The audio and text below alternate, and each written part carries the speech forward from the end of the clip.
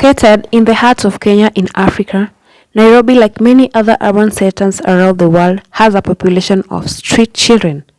These are often vulnerable youth who lived and work in the streets due to various socio-economical factors such as the poverty, family issues, or displacement. Especially while walking on the slum areas, you will come across hanging boats on the electricity line. Not sure if it's correct. I was at one time told it represents falling thugs. Some say that a thug has reformed, and others say that it represents a drug lord in the area. I'm not sure if any of the narrative is close to the correct answer. Sometimes it can greatly get unruly. It will come across youths abusing drugs in the broad daylight, and some abuse the drugs and become like zombies in the presence of sun. But the thing is, whether they get the money yet they don't work. And this is now where the real problems comes in. Most of the youth in the informal settlements end up smuggling and stealing from people, and this sometimes ends up tragically for them because they end up killing or injuring their victims, and as a result, they can be dealt with the mob or police. As it may be seen, this is a great concern that really needs to be looked into, and these are the dark untold stories that need to be looked in, and as crazy as it looks, crazy can be interrupted in various ways. While everyone is talking about how Nairobi is flourishing with good roads, updated system, and peaceful ecosystem, there is the other side that really has to be addressed. Of course, Nairobi is a vibrant and dynamic city, we all know, for its bustling urban life, cultural diversity, and various activities. There are other aspects that might be contributing to the energetic reputation of Nairobi, Kenya, in Africa.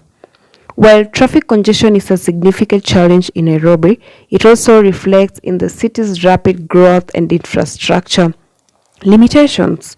The heavy traffic can lead to longer commuting times and frustration among residents. Although efforts have been made to improve transportation system, including the Great Expressway, my friend, the Great Expressway is the experience that you can never miss when you're in Nairobi. Okay, there is also a road expansion, and sometimes smugglers and pickpocketers take advantage of the situation. They run away with people's phones, literally, and handbags, and it can be really frustrating.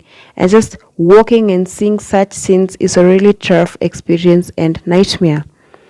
Of course, informal street vendors or hawkers are common sights in Nairobi. They sell a variety of goods and foods and clothing, electronic, house items. While all these vendors contribute to the local economy, you can easily get a very nice item and at a very, very affordable price, but their presence can sometimes create clustered sidewalk and pedestrian congestion.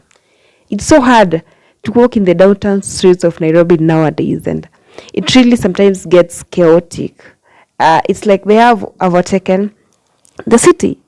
Nairobi faces social economic challenges, including income inequalities, of course, to access basic services for some people, of course, also housing disparity, and that's why you get some people living in the paradise sides of Nairobi, the bougie side of Nairobi, and some people live in the informal settlements, so which is commonly referred to as slums.